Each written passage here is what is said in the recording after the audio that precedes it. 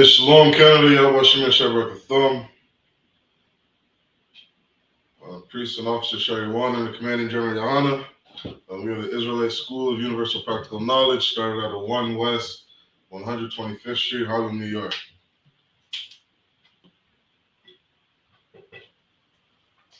All right. Today is Saturday night scripture breakdown.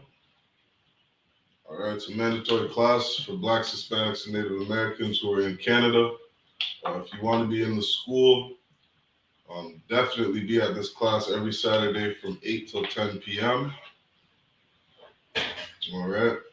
And make sure you're tuned in to Black Watch. Make sure you're tuned in and subscribe to every I.S.U.P.K YouTube channel, Facebook, TikTok, Instagram. Make sure you like, share, and subscribe to this channel. Make sure you like this YouTube channel. All right, like, share, subscribe. Get this word out to all your family, friends, to all Blacks, Hispanics, and Native Americans. All right, what we're teaching is very important for our people. All right, let's jump to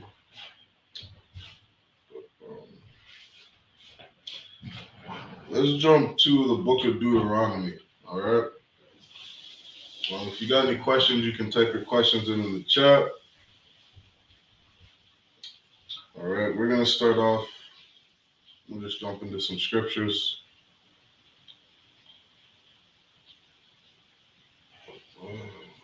We're gonna go to the book of Deuteronomy, chapter 28, and verse 1. All right.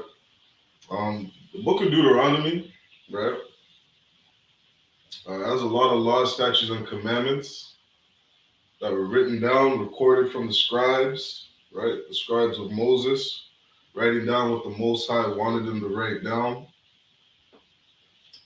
And it was giving Blacks, Hispanics, and Native Americans a constitution, right? It was giving us law, telling us don't lie, don't steal, right?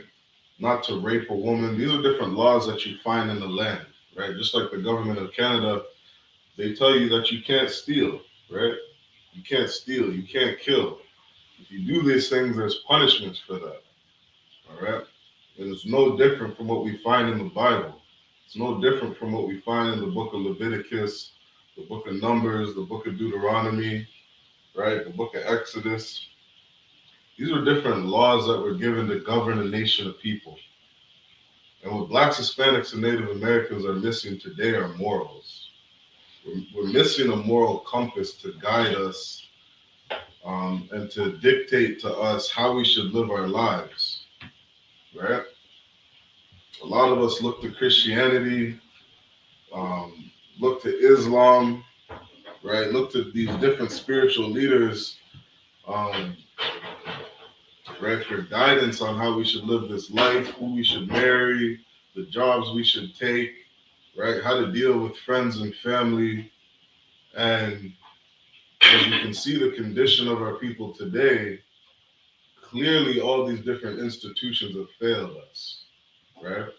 You look at the rate of abortion amongst Blacks, Hispanics, and Native Americans, we're number one in the abortion list, right? We're number one dying of cancer. We're number one dying of all these different diseases. We're number one in the prison cells, right?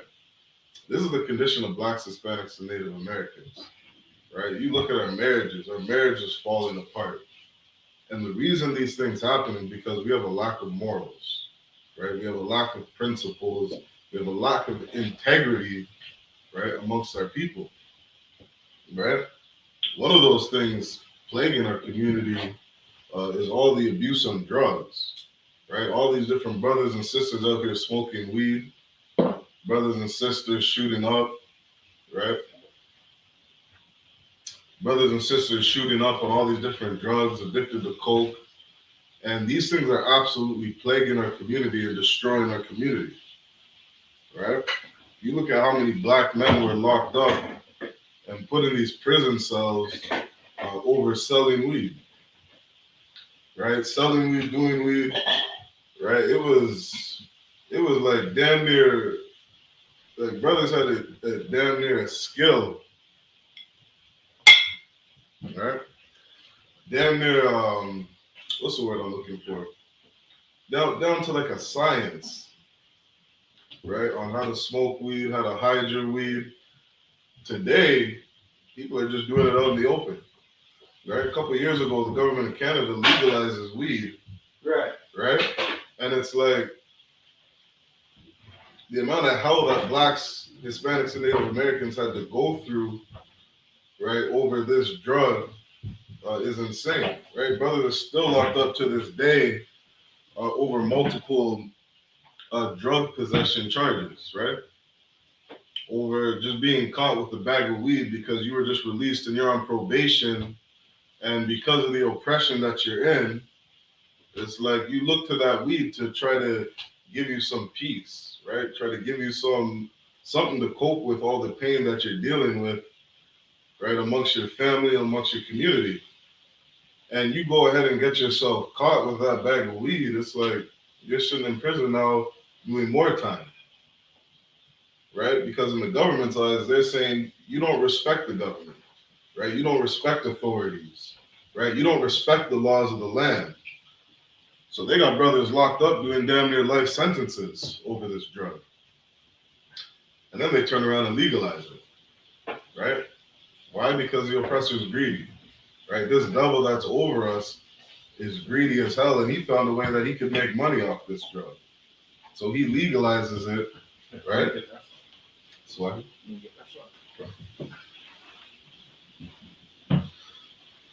So this devil goes and legalizes it. If I'm not mistaken, I think it was it Colorado? I think Colorado was one of the first states to start legalizing weed. I think weed legalized it long before they did. Long before that? Yeah. Oh. But the point is, right, the oppressor saw a way that he could make money, and they turn around and legalize it. Right? Why? Because this oppressor has no morals. He has no integrity. Even though he knows that this drug destroys the people, if he can make money off of it, he's going to make money off of it. Now it's legal and brothers are still locked up. Right? So yeah, you can handle it. Oh. Right? So now he legalizes it, right? Which is just further destroying our community. Right? Because now brothers can get this thing legal. They can go ahead, they can get high, and it's such a shame, right, to see a lot of these brothers doing it, because a lot of them don't realize we're at war. A lot of them don't realize the war that's plaguing our community, right? And our oppressor is winning, right? We're a defeated people, right? But let's jump into the scripture. We're going to go to Deuteronomy 28 and verse 1, because this is a lot of where it all begins for blacks, Hispanics, and Native Americans, right? Deuteronomy 28 and verse 1 says, "And it shall come to pass, if thou shalt hearken diligently unto the voice of the Lord thy God," right? Who is thy God? This is Yahweh in the Hebrew. This is the God of blacks, Hispanics, and Native Americans, right? This is the God of Abraham, Isaac, and Joseph, right? And that's good news for blacks, Hispanics, and Native Americans, to know that their God is black, that Christ is black, that Moses is black, the angels are black, right? All the people in this book is our family, right? All the people in this book are our blood relatives, and we have an authority over us. Understand that word God it means power in the Hebrew, right? That word Lord is master, Adonai in the Hebrew, right? The Lord our God, the Lord our power, right? Like the God of blacks, Hispanics, and Native Americans. And what's important is to hearken unto him, to hearken diligently, right? What's that word hearken mean? Hearken means to hear, to listen, to obey. And that word diligently, right?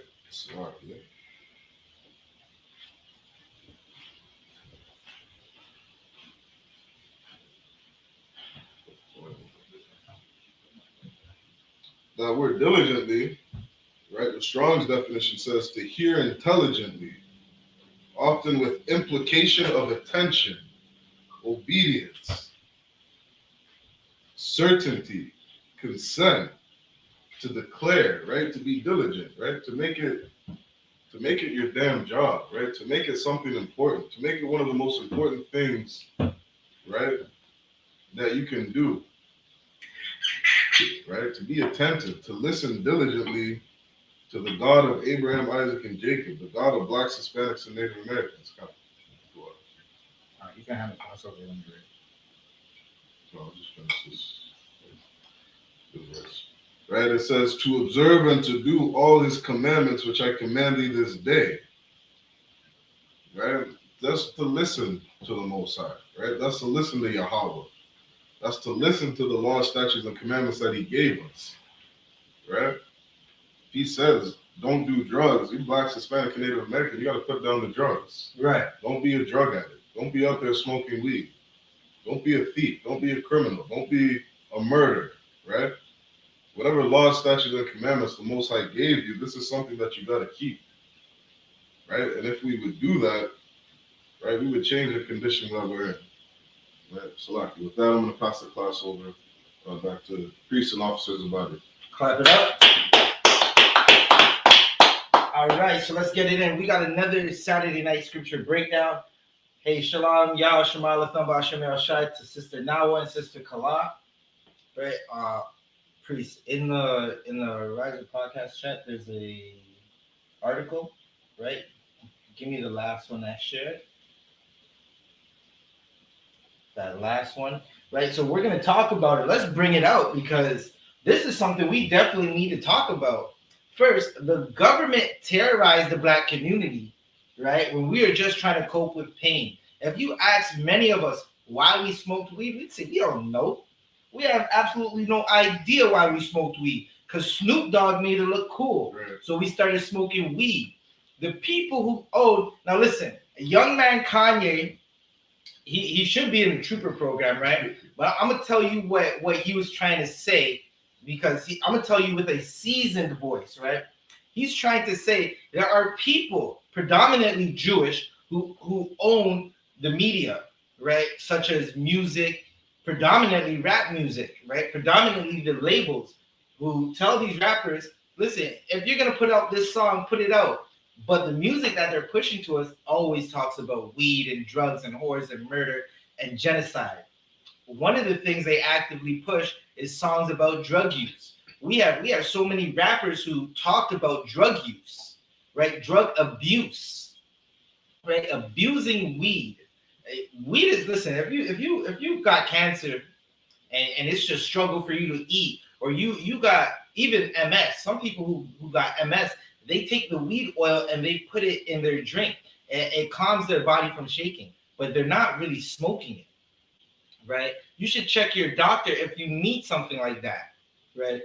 But to just be smoking weed, just to be smoking it, at the end of the day, it does more harm to your body, right? Again, now what Kanye was saying, there's a bunch of people who own media, or they're predominantly Jewish, right? They push a drug culture on us, right? So you ask us, why are we smoking weed? Well, Snoop Dogg said it was cool. Jay-Z said he was smoking on the Chiba, right? When the real answer is, we're smoking weed because we're dealing with pain. Oh, so lucky. I was speaking to a sister the other day, and she was talking about how good weed is for us, right? And she's giving all these different medical reasons as to why it's good, this and that. And so I asked the sister, I said, well, why do you smoke it?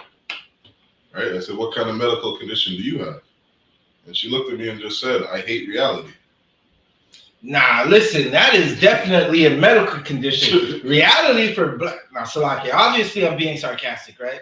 I'm probably going to get a phone call. So, Bajo, what did you say during class? Salakia. Listen, I'm being sarcastic. Black people, we've gone through it. We've been through the ringer. We've been at the bottom of the wine press, and they made old age Negro wine out of us. They pressed us. That's what they did. They made wine out of us. So we're at the bottom of the wine press.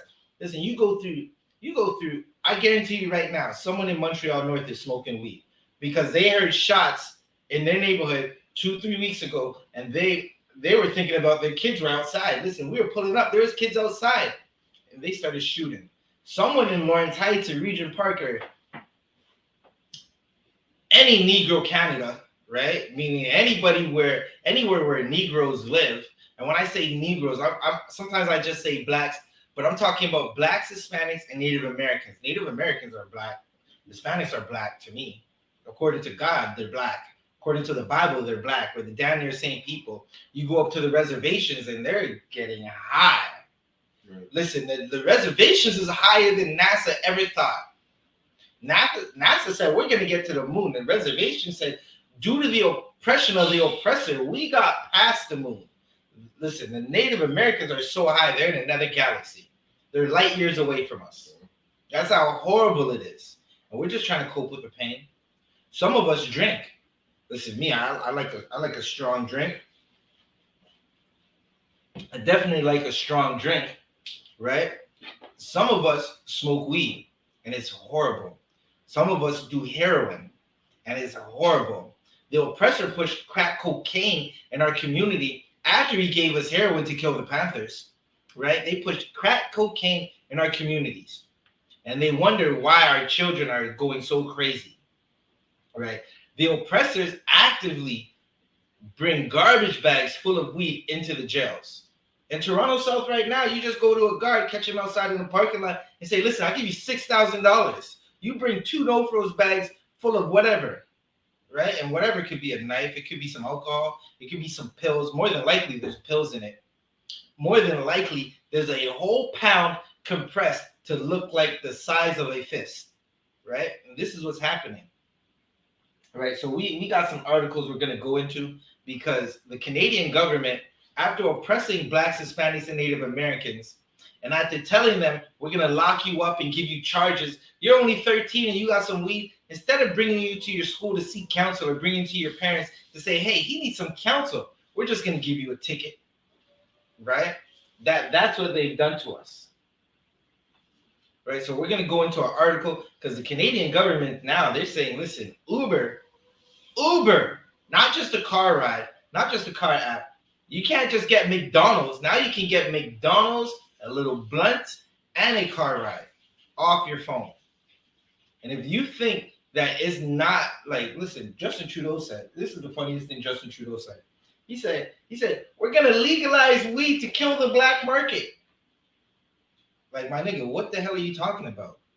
Like, that's not going to kill the black market because the black market hasn't died, right? Now, if you ask people in the streets, has the black market died? They'll tell you no.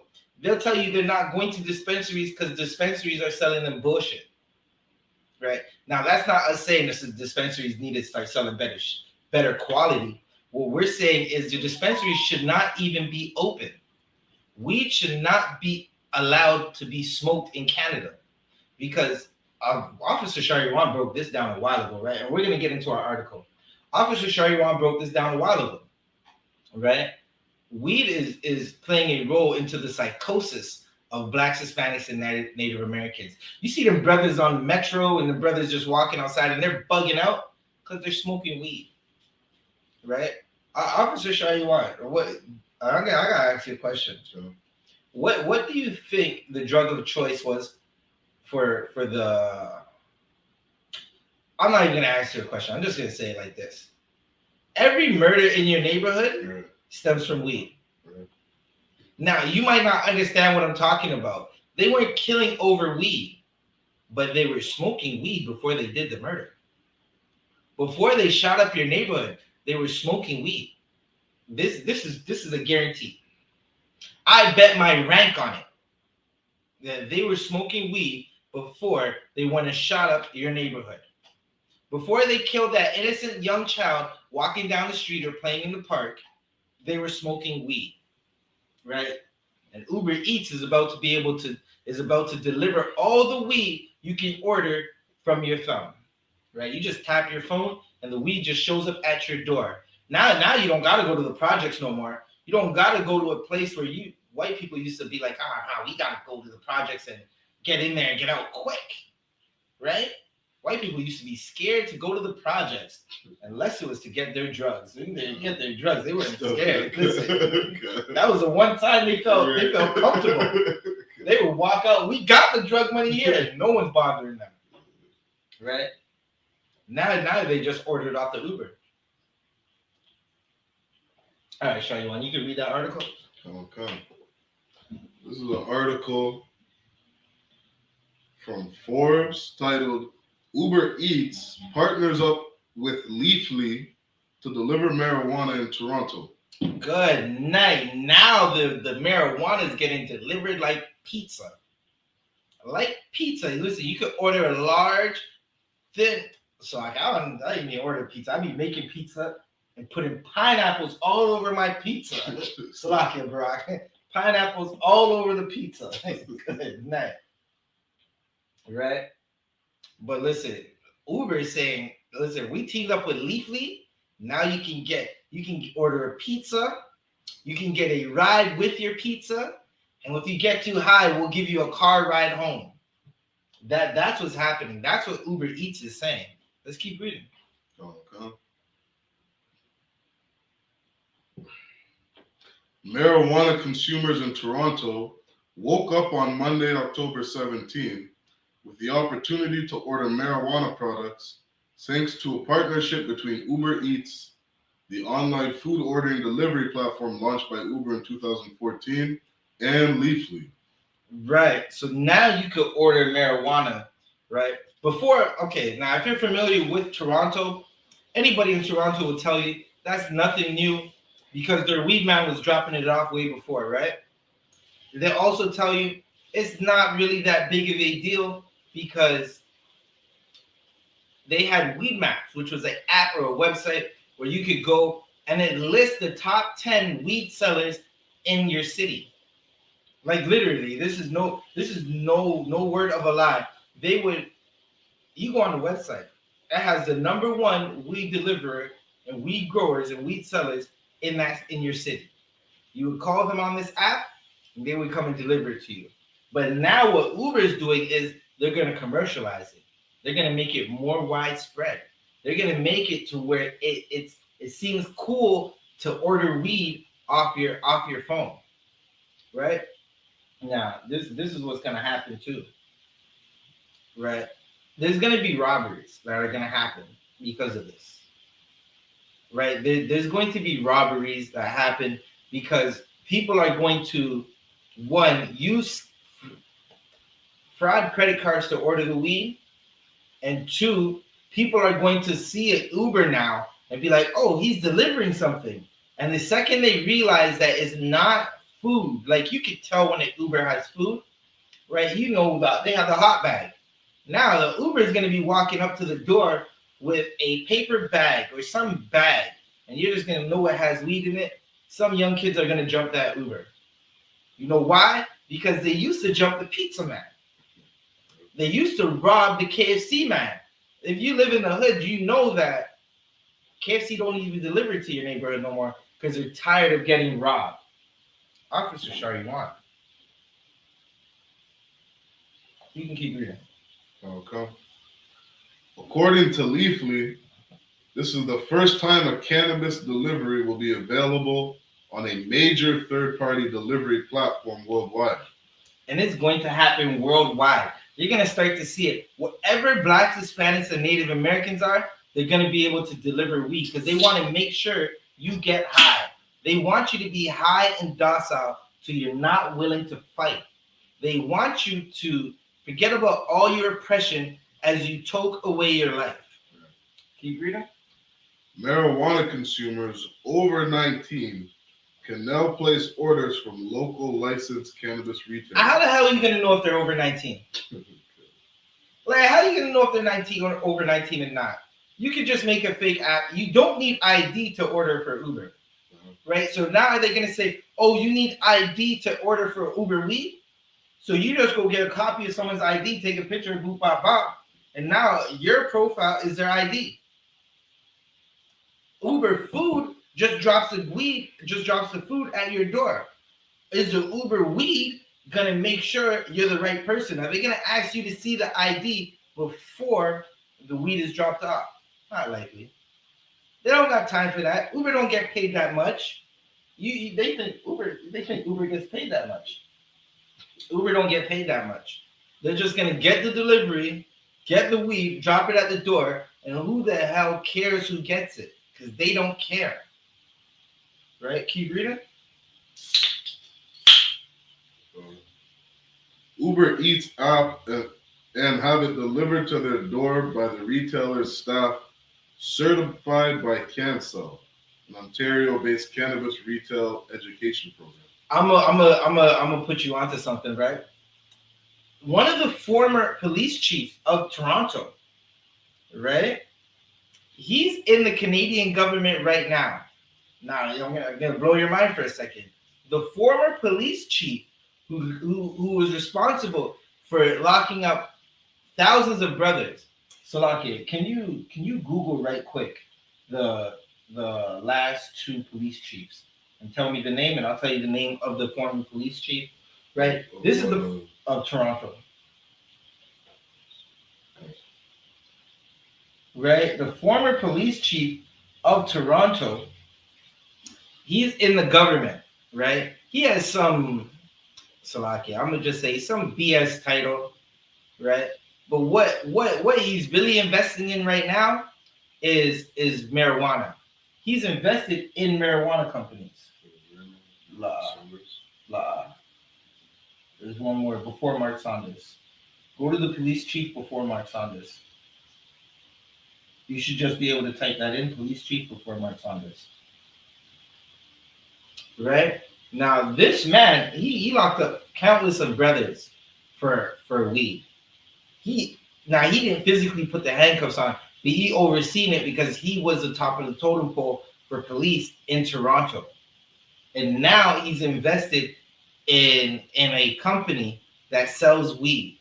The man that used to tell you you're going to jail for having weed, or you're going to get a ticket for having weed, is now telling you, right, that's it right there. Former police chief Bill Blair.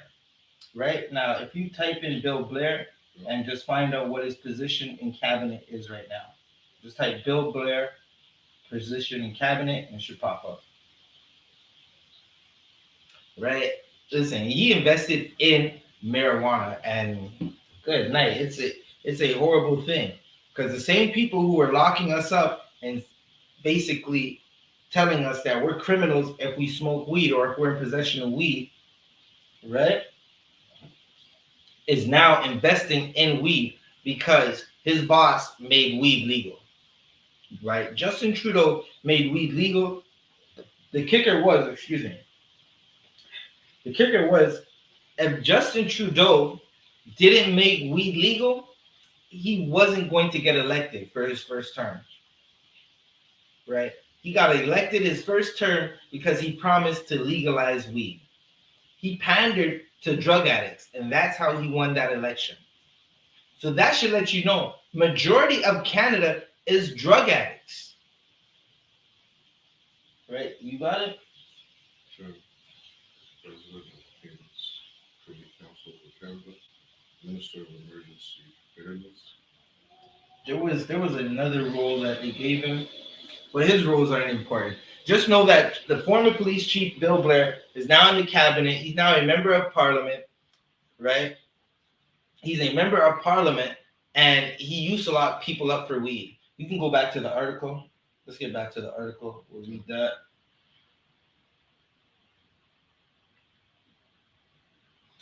Right, if you got any questions, you got anything you wanted to say, you could type it in the chat. Let's get the chat active. Tonight at 9 o'clock, Commanding General YAHANNA and his heavy-hitting captains will be on Blackwatch News, bringing out a heavy show. Usually it's Captain Mashak running at the helm, right? Tonight at 9 o'clock, Blackwatch News, right? The captains of the I.S.U.P.K, they'll be bringing out a heavy show as usual. Like this class, share this class. This class is sponsored by the like button and the share button. Right, let's get back into it. Officer Shariwan, are you ready? The new service has begun with 3 retailers: Hidden Leaf Cannabis, Minerva Cannabis, and Shiva's Rose. Right, and Shiva's Road. Listen, we gotta get back to that one because that's interesting. Right, all this grow dreads and smoke weed and meditate culture that we're getting, it comes from the East Indians. Right. Their god is called Shiva. Good night. They're letting you know right there. Shiva's cannabis, right? And they think they grow the dirty dreads and smoke some weed and meditate and be on it and sit on the ground and they're gonna connect somehow to Mother Nature and their god Shiva. Right? That's not what the Lord wanted for us. Right? We can keep reading articles or anything else. Users can place an order in the Uber Eats app by selecting the cannabis category to search for nearby retailers. They will be asked to verify their age. Successfully, they can choose marijuana products to purchase from the retailer's menu and will be notified when the retailer has accepted their order. Good, nice. So now, listen, kids are going to be able to just order weed off YouTube, off thing. So, okay, bear with us one moment.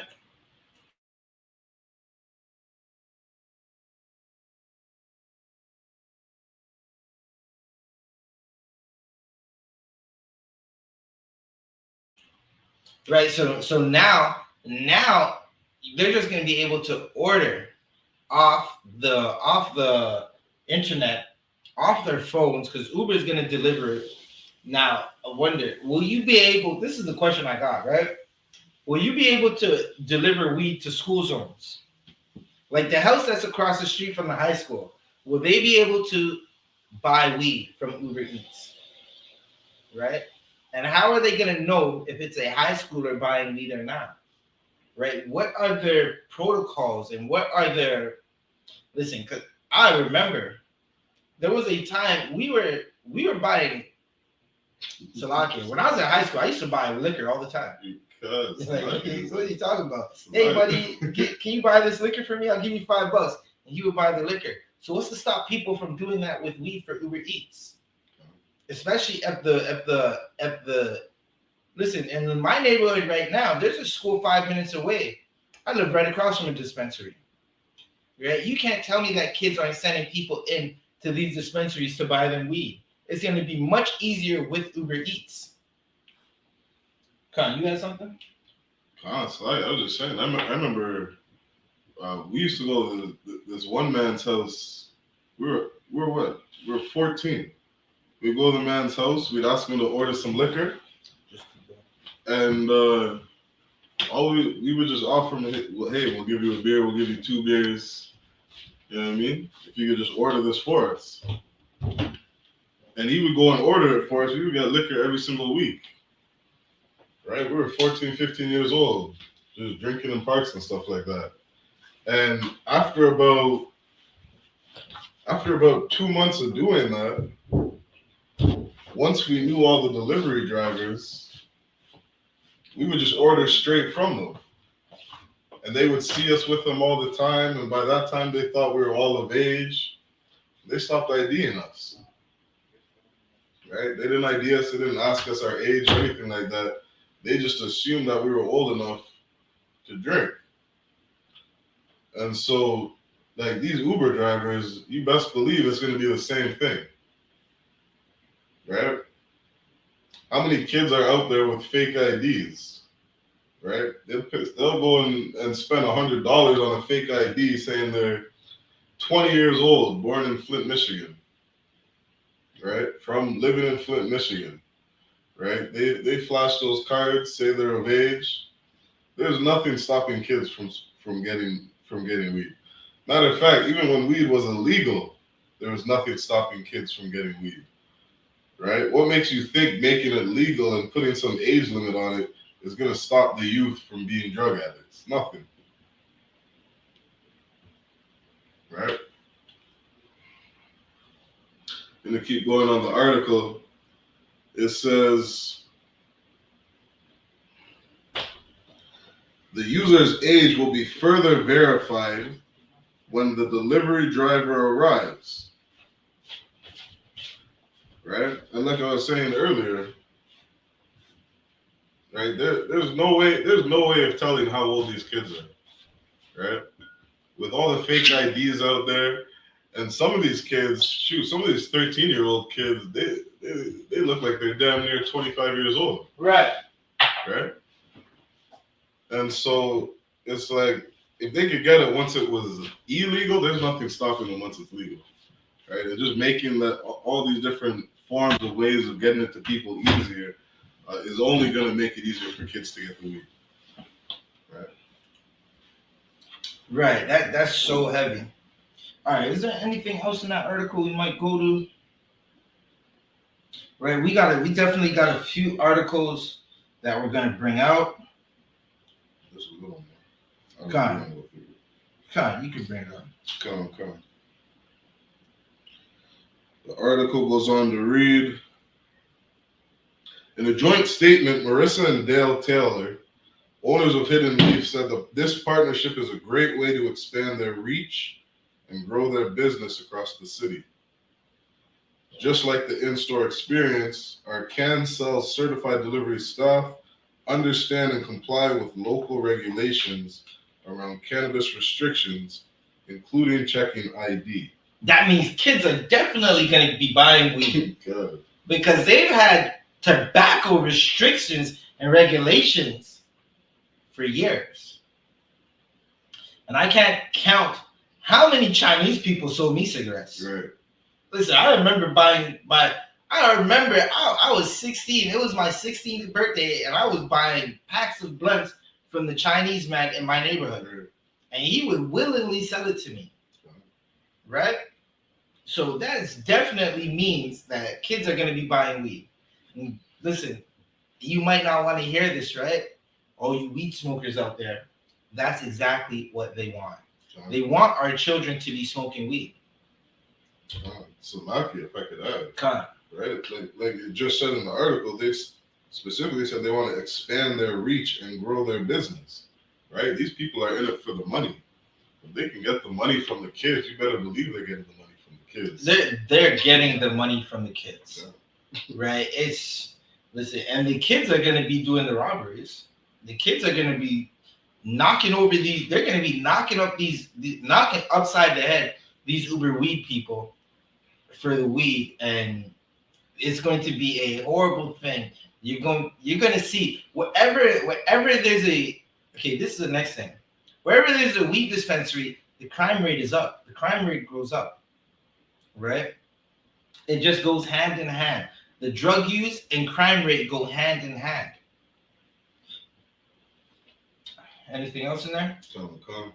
In a new release, Lola Kasim, general manager of Uber Eats Canada, explained that the partnership with Leafly will help retailers offer safe, convenient options for people in Toronto to purchase legal cannabis for home delivery. Over the last few years, we have invested heavily in our delivery business, and selection has expanded tremendously. Uber Eats has grown quickly to become a versatile platform usable by diverse businesses, large and small.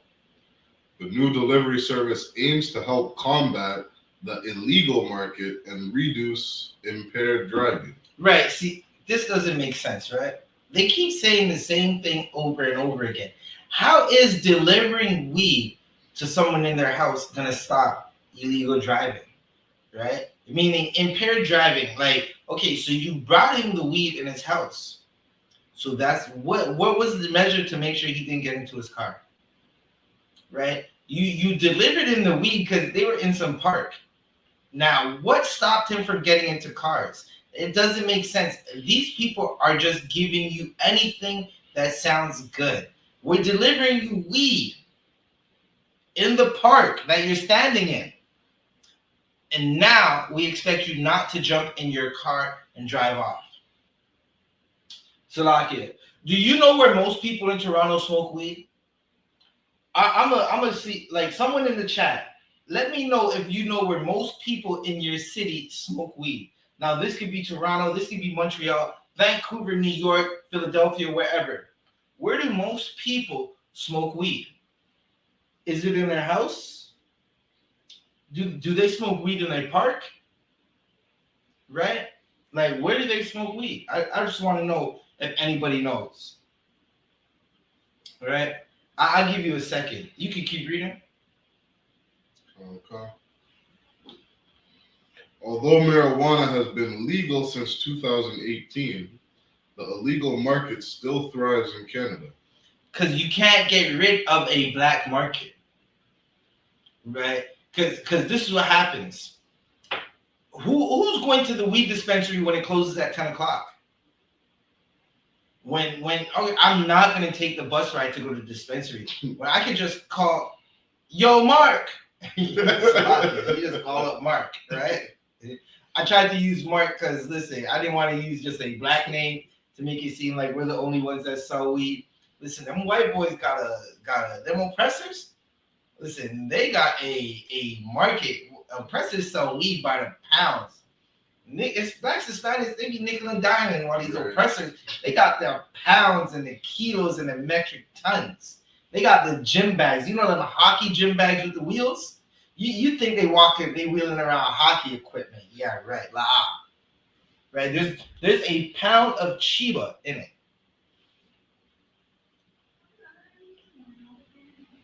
All right. Oh, one second. Give the sister Kalad a hand. Let's give her a hand. Listen, 1 second. I'm a Salaki. It says I gotta post your comment, right?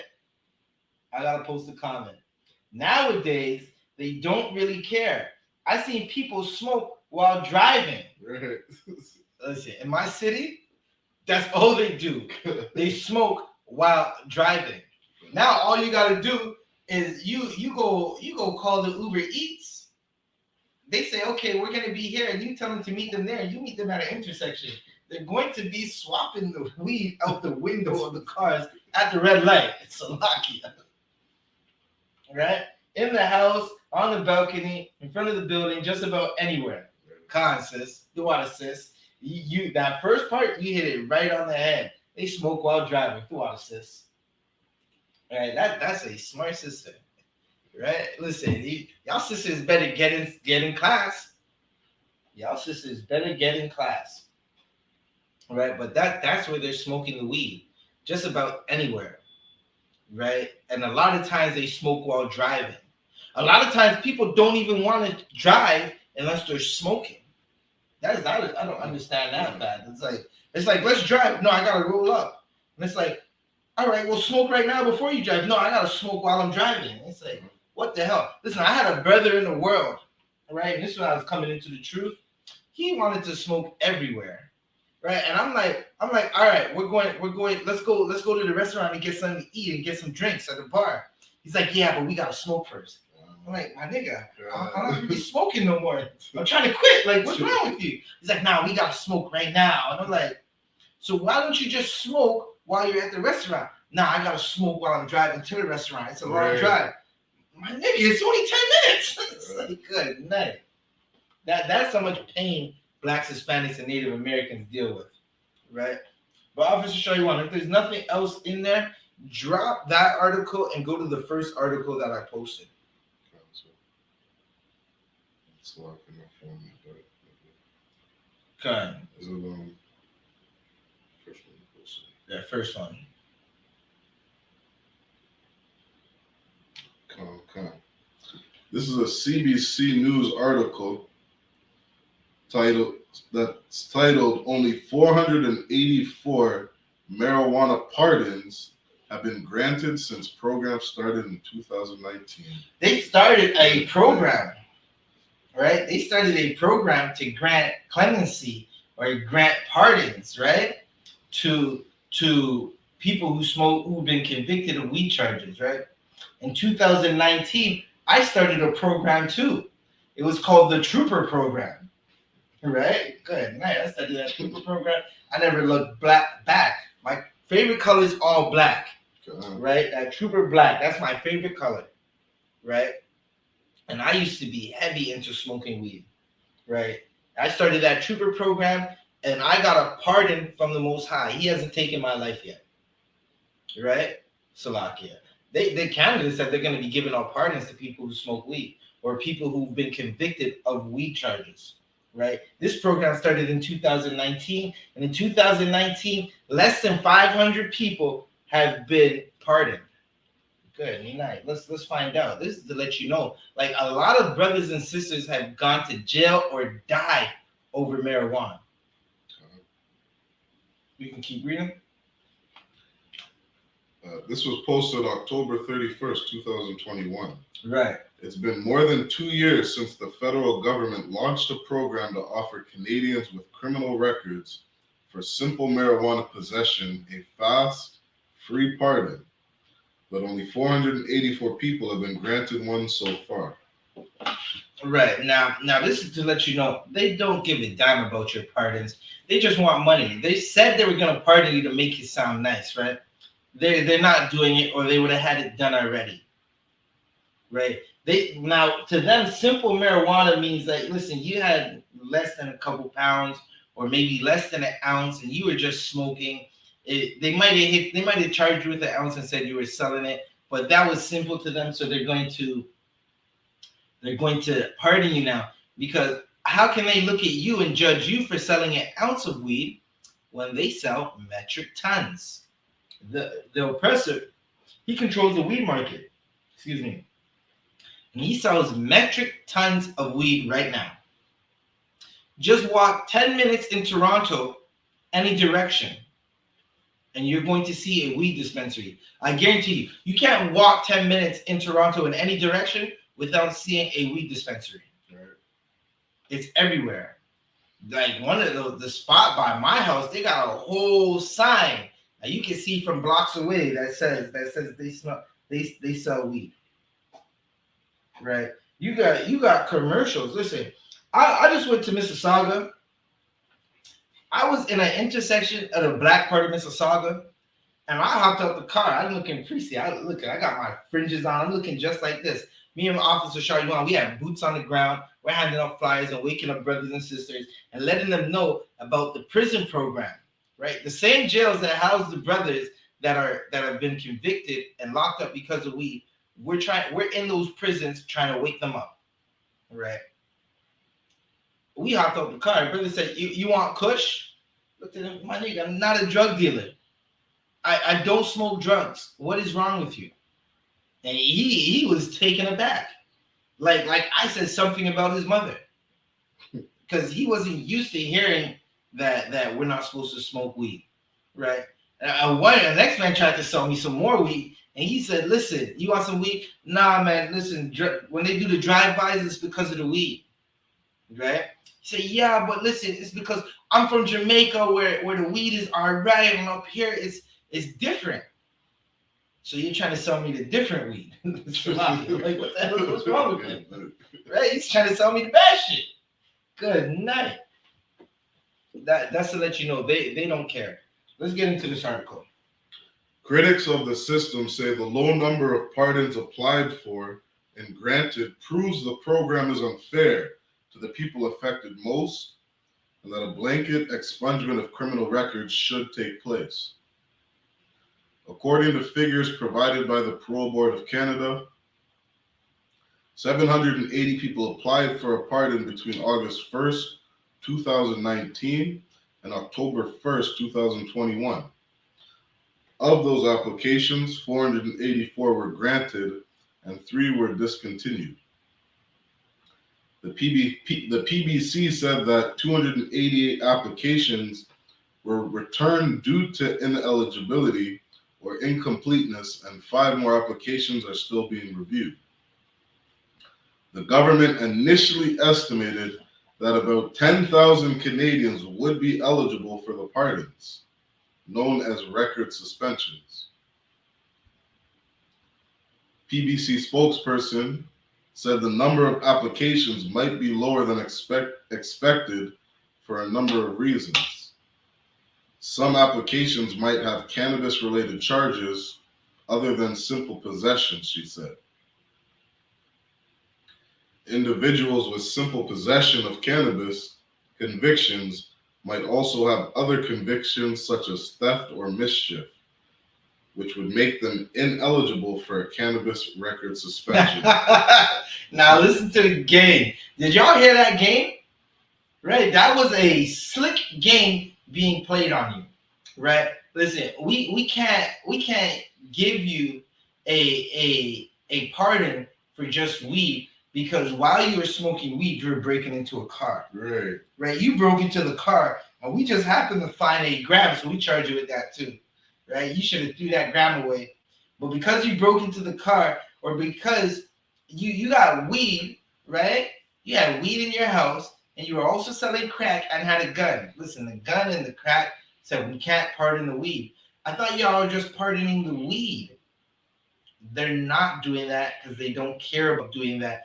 It was a game. It was something they said to make you feel like, oh yeah, they're gonna do this and that for us. They don't care about that. They care about selling weed. Their game is selling weed. Pardons, giving out pardons is not a part of the game, because they need to make sure they can arrest you some more, right? And give you more time based on your criminal history, so you can go and feed the towns of Penetanguishene and Kingston, Ontario, as you do your jail time. Right? Keep reading. Come on, Kyle.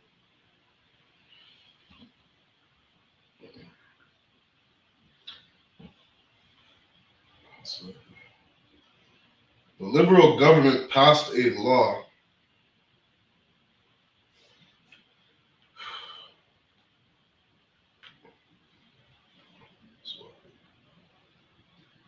The Liberal government passed a law in 2019 eliminating the program's 631.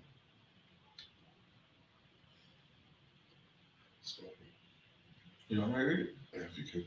Can you listen? Yeah. All right, so what do we got here? The Liberal government passed a law in 2019 eliminating the program's 631 application fee, right? So they were charging you. On top of that, now they're going to turn around and say, listen, we're not getting as much applications, right? But at the same time, while they were doing this program, it was a $631 fee. The people who smoke weed don't have $631 to give to you for an application. They're addicted to weed. They have to buy their weed. Why would they give you $631 for an application? Do you know how much weed they could buy? On top of that, the people who really need this application are poor. They don't have $631 to give you. First, they're buying weed to cope with the pain. Second, you made it so they could buy weed everywhere they go. So every 10 blocks they walk, they're buying weed, right? They're also poor. So instead of spending that money on the application, they're turning around and spending that money on the things that they need for their house, like food, like backpack for the kids, right? Slovakia. Let's get back to it. Right. So with that said, I'm going to give you a precept right now, right? Because what most of y'all don't know is smoking weed is the worship of another god, right? The East Indians have a god. That god is named Shiva. Slovakia. While I get this right quick.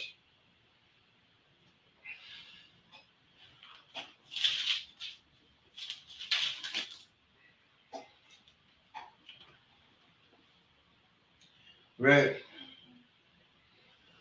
So I'm going to go to the book of Exodus 3 and verse 5. Thou shalt have no other God before me. Right. The East Indians, they have a god, Shiva. Right. I'm going to find an article right quick for you. Right. We're not supposed to have a god, another god before us. Bear with me one moment. I look for this.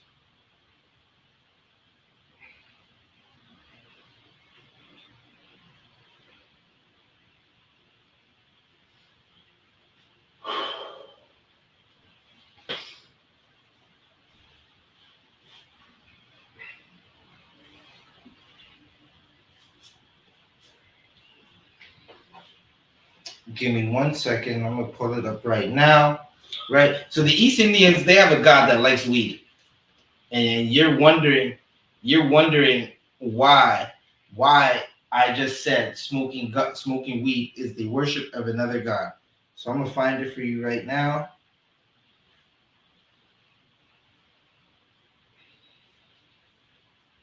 Right.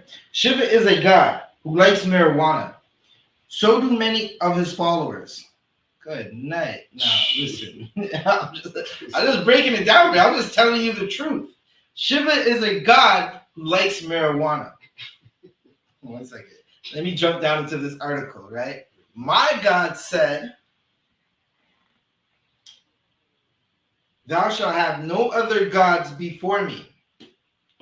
The East Indian god likes marijuana. Shiva is a god who likes marijuana. 1 second, let's get into it. Hundreds of holy men and some women have traveled from around Nepal and India for the festival, right? This is talking about a weed festival that they have. Oh, 1 second. This article gets deep. I didn't even know it gets that deep. Salakia. Let's get into it. Groups of dreadlocked Hindu ascetics sit around small smoky fires puffing on clay pipes at Pashupati, one of Nepal's holiest Hindu temples, in the capital city of Kathmandu.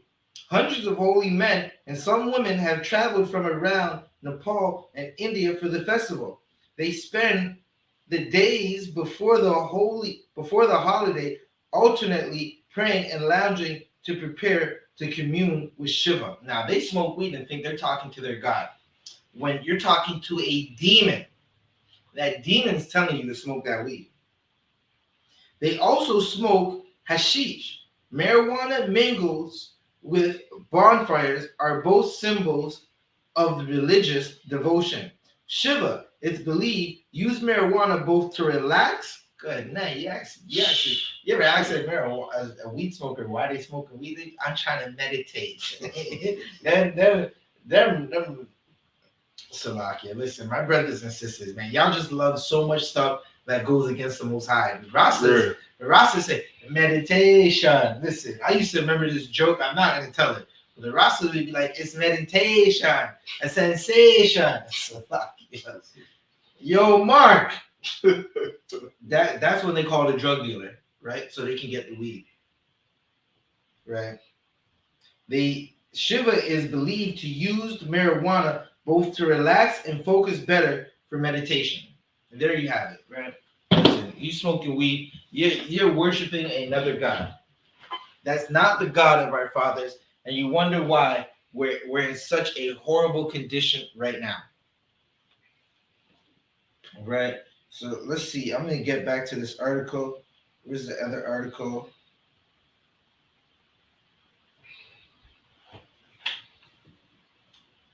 Let's get to it. According to figures provided by the Parole Board of Canada, right, 780 people applied for a pardon between August 1st, 2019 and October 1st, 2021, right? Those applications, 448 were granted and 3 were discontinued, right?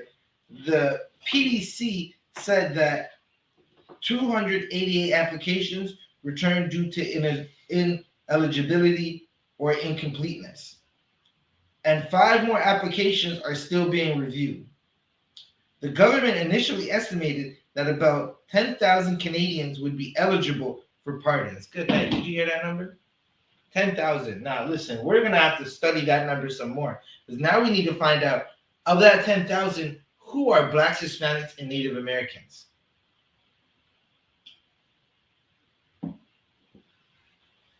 Right. Officer Shariwan, can you get me Proverbs 16 and 27? Come.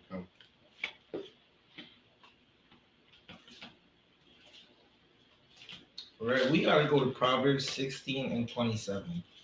Right. Because we're finding out that they've been marketing us weed for so long. If you haven't known before, smoking weed is a worship of another god. It's the god of of Abraham, Isaac, and Jacob, he don't give a damn about no weed. He don't even like that smell. He likes frankincense and myrrh. Right? He likes the smell of lamb roasted. Right. Salakia, listen, that lamb roasted, that's a different smell altogether. Right? He likes the fact that the men in the I.S.U.P.K don't smoke weed, and you'll damn near lose your rank. Right? And it's not even damn near. You will lose your rank for smoking weed. Because that is a sin unto the Most High. You're worshiping another God. Right? And this is the next thing. Many brothers and sisters don't speak about that part where it says, listen, a lot of brothers and sisters don't even want to smoke. But that addiction and that demon is such a hard demon to fight when you do it by yourself. Right? So you can read Proverbs 16 and 27. Come. An ungodly man diggeth up evil. Wait, a righteous man.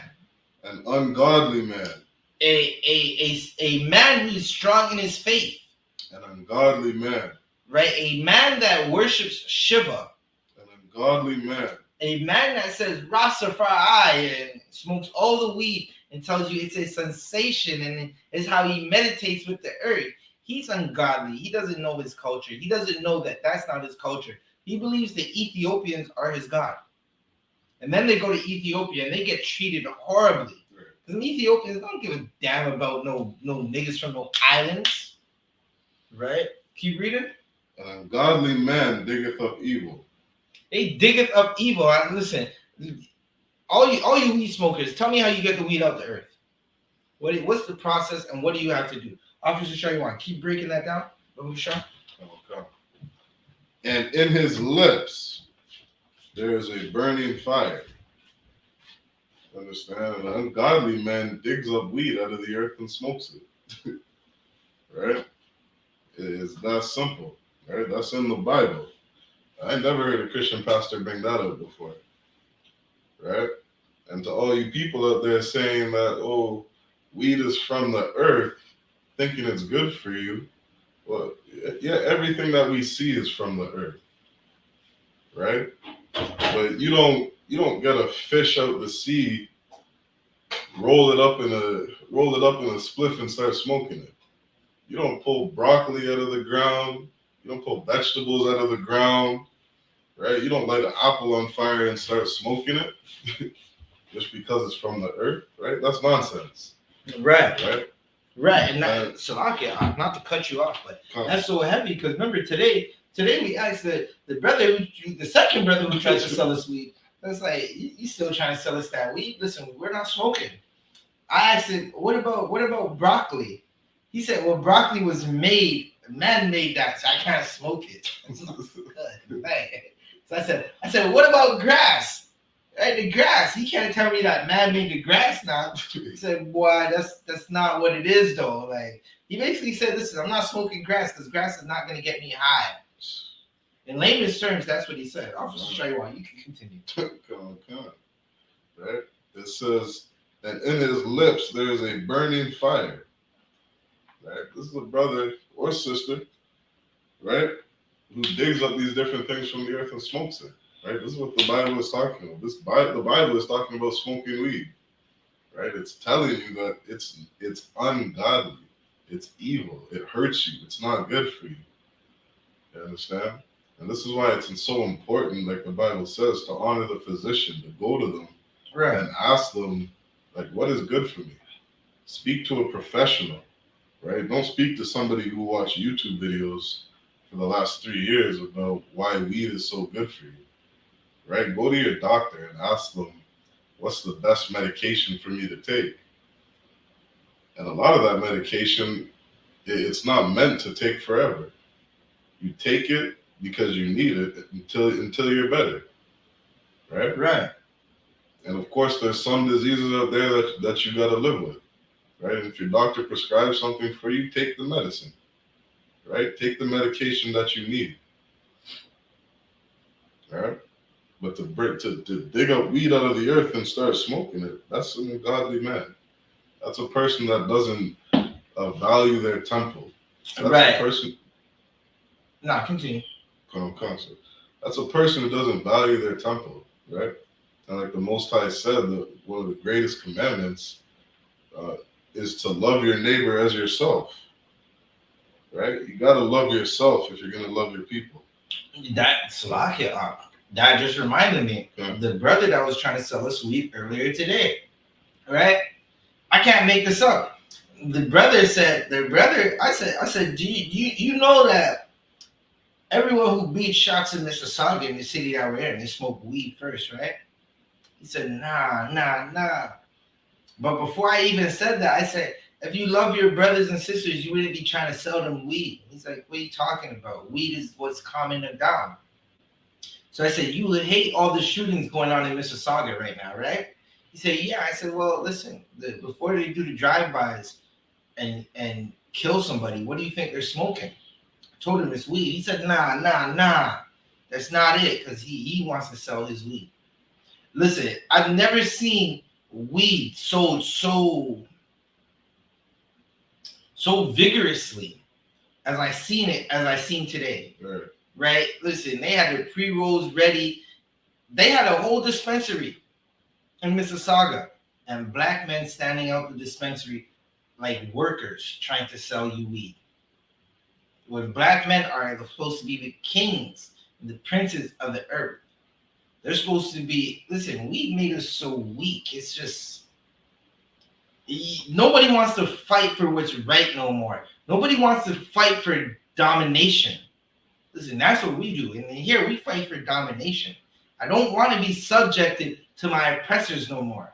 I hate it. I hate being under my oppressors. I hate having to even smile with them. Because they want to say hi. Listen, I'm going to be courteous and say hi. Like, don't ask me nothing. Don't try to have no conversation with me because I don't like you. You're not my friend. I might work with you and might not cut your head off while I'm working. I mean, verbally, of course, because I'm not going to cut a man's head off unless Christ tells me to. Unless Christ comes back right now and says, listen, this time we're cutting heads off. He's like, sign me up. Khan on one Khan. All right? But I'll verbally cut your head off, and I don't do that to the oppressors I work with. That's where I work, and I'm under your authority at this moment because you run the whole earth, and you tell my people they have to smoke weed. So now my brothers and sisters, especially, you ever work with a brother or sister who smokes weed? Good night. You try to talk to them about Salakia. Officer, show you what. This is the last time you tried to talk to a brother or sister about some righteousness that smokes weed on the slavery. When was the last time you did that? Oh, good night. just righteousness in general. Righteousness in general, probably about a week ago. And how did that work out? Our people don't want to hear it. They don't want to hear nothing. Listen. I worked with a brother. This brother smokes weed, right? And I worked with another brother who doesn't smoke weed, but he doesn't. Listen, the other brother who doesn't smoke weed, he still loves all his oppressors. So I'm telling them, yo, the weed and the bogey smoke, you have to cut it out. It's what's mushing us up. Our Lord doesn't like it. They didn't want to hear nothing about the Lord right away. Then it's, yo, you can't blame white people no more for the crimes they did to us. I'm like, what the hell? I didn't even talk about white people yet. Okay, since we want to go there, I do blame them. The brother turned around and said to me, he doesn't want to hear it because I don't know what I'm talking about.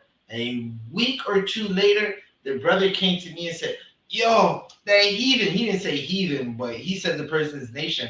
And I just, in my mind, I heard heathen because it's not us. He said, yo, the heathen, he's talking to me foul and I don't know what to do and he's making me just want to fight. And I said, listen, that's what you like though. Right? Brothers that honestly, they don't want to hear nothing about anything righteous. Right? Salakia, where were we? What were we reading? You finished with that verse? Okay. Let's go back more into get me Ezekiel 8 and 17. Well, Officer Shariwan gets that. I'm going to go and read more of this article.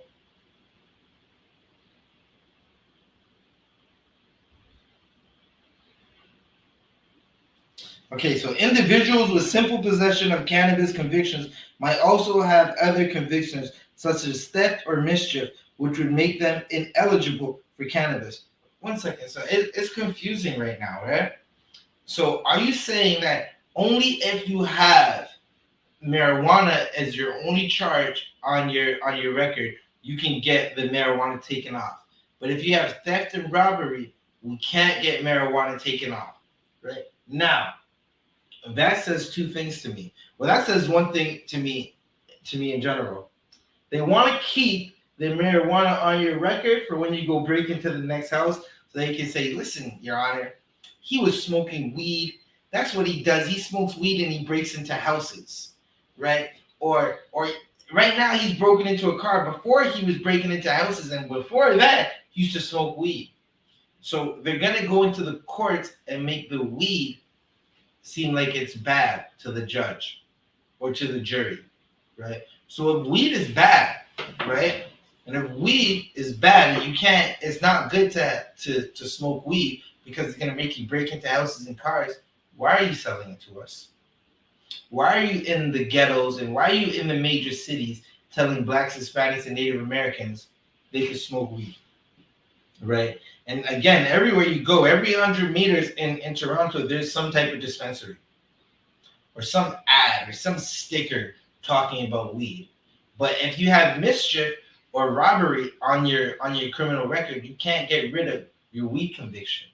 It's not making sense. They know that weed is a horrible thing, right? Officer Shariwan, you can read that precept. It's the book of Ezekiel, chapter 8 and verse 17. Then he said unto me, Hast thou seen this, O son of man? Is it a light thing to the house of Judah that they commit the abominations which they commit here? Right. Listen, is it a light thing to just smoke some weed? Again, worshiping another god is an abomination. You're smoking that weed, it's an abomination unto the Most High. He doesn't listen. He's not smelling it. The Most High is smelling Captain Tazariak's fourth dimensional oils more than he's smelling that weed. He don't give a damn about that. That frankincense and that myrrh, that's what the Most High wants to smell. He wants to smell some good incense burning. He wants to smell lawful animals on the grills burning. The weed, he doesn't care because it's to a god that doesn't exist. Shiva is not real. All the gods of the heathens aren't real, right? Shiva did not stop them East Indians from getting the COVID. They got that COVID so much, they threw their gods in that shitty river that they have, Salakia. Right? Salakia on my language, but they have a river that's practically flowing feces, right? And they shower in it, and they do a bunch of Lord knows what. And that god Shiva did not stop them from throwing their idols and their gods into that river because of COVID. I remember when Commander General YAHANNA was bringing this out on Blackwatch. I was watching. It's like, what are they doing there? They throwing those gods in the river. The shitty gods, Salakia, in the shitty river. Salakia again. Listen, I don't know what to tell y'all. They don't. The Lord hates that. He doesn't give a damn about it. It's not light to smoke weed, right? All that weed smoke and all the marijuana and all the poison you put in your lungs, you're getting cancer, right? You can't even tear fire properly on your rib because you're smoking weed and it's killing your stamina, right? To the point where she's just waiting for you to fall asleep so she can back out some toys. Good night. Keep reading. For they have filled the land with violence and have returned to provoke me to anger. And lo, they put the branch to their nose. Listen, they put their branch to their nose. The Lord is angry at your smoking weed. You're putting that marijuana in your lungs. You smoke. You have the cigarette or the joint in front of you. You have a blunt. The blunts look like rods. You're putting a blunt in your mouth. You're putting a rod in your mouth. I heard Captain Yatazak say that. I'm like, good night. I never looked at it like that, right? So when you smoke the backwoods, that's a black rod in your mouth. When you smoke the zigzags, it's a white rod. Good night. I never heard that before. That was a mean breakdown. Give that captain a hand. I never heard that. He said another captain taught him. Listen, them captains learned from Commander General YAHANNA. He taught us to put down all the things that afflict us and all the things that are making.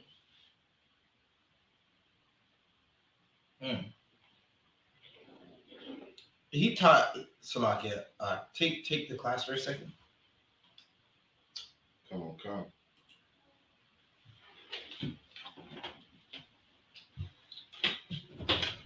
Right? Salaki. Commanding General YAHANNA, he taught us, right? He taught us how to be men, right? How to regain back our strength. Because in this kingdom, they've done nothing but beat down blacks, Hispanics, and Native Americans, right? A black man is not strong when he's smoking weed, right? A black man cannot fight properly when he's smoking weed. A black man cannot defend himself properly or his family when he's smoking weed. He's not in his right state of mind, right? It'd be no different than going out and drinking, right? Or overly drinking too much, right? Being a drunkard, right? Smoking weed, being on drugs, like these things impair you, right?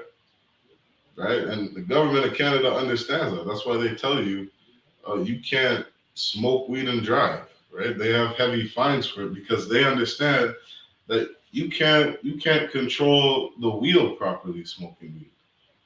You understand? You have a greater risk of harming somebody if you're smoking that weed, right? So why would you do that to yourself, black man, Hispanic man, Native American man, right? Why would you hurt yourself that way? Why would you impair yourself that way, especially with all the work that we have to do amongst our community? Right? You want to be a strong black man, you got to put down the weed. You got to put down the drugs, right? You got to stop selling drugs to your people because these things destroy us. All right, going on in the article. Slovakia.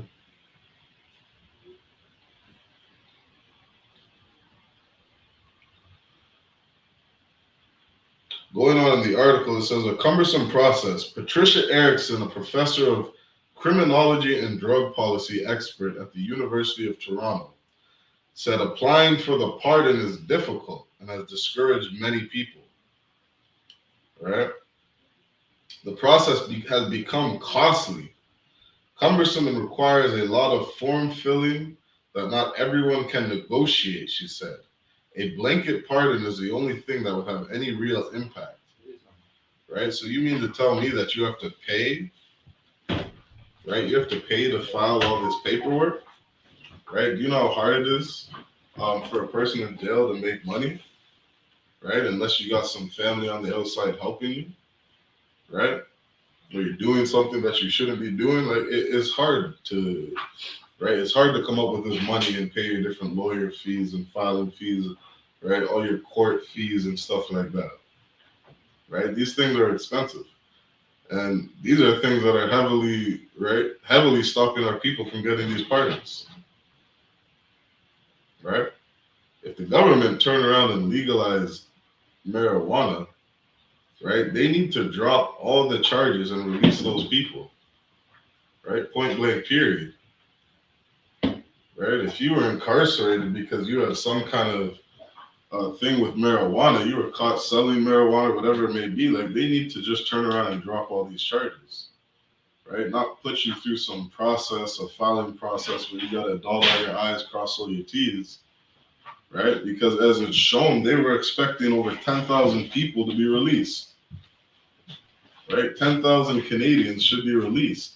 And when I say 10,000 Canadians, if you look at the statistics of who's in those prison systems, you better believe that 70% of those people are Black, Hispanics, or Native Americans. Right. Right? Those are the people that should have been released. Over 7,000 Blacks, Hispanics, and Native Americans should have been released on those marijuana charges. Right? But instead, they only allow 480 people. And I wouldn't be surprised if the people who are able to get through all that filing and court fees and stuff like that, right, are probably the oppressor. They're probably Caucasians. Right. And they're probably Europeans. They're probably Asians. Somebody with some money. Right. Right, who's able to get through these different court processing fees.